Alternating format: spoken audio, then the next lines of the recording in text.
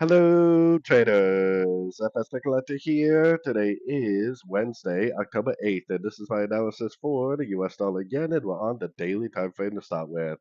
So on the daily time frame, we broke this very significant area right here. This is actually a weekly time frame structure right here, so it's definitely very significant. Now that that's broken, we only have really two options. Option number one is that it's a pullback to the whole move down. Potentially it goes to a Fibonacci level, makes like a double top and continues the downtrend. Option number two is this is actually a wave C on the weekly time frame and it just keeps on going up, making higher highs, higher lows. Looking at all the yen pairs, I'm actually starting to think that maybe it really is going to keep on going. Maybe this really is a ABC right here. This is the ABC, and maybe it's actually just going to keep on trending up from here, especially looking at all yen pairs.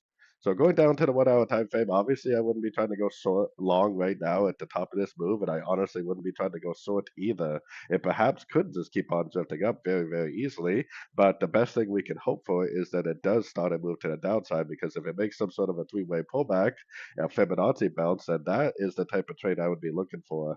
Be very cautious about sorting it because the trend could be very heavily up, but also I would be wanting to see a decent pullback in order to go long, especially a three-way pullback. So anyways, don't forget to check out my website linked over here in the corner. And as always, thank you for watching and happy trading.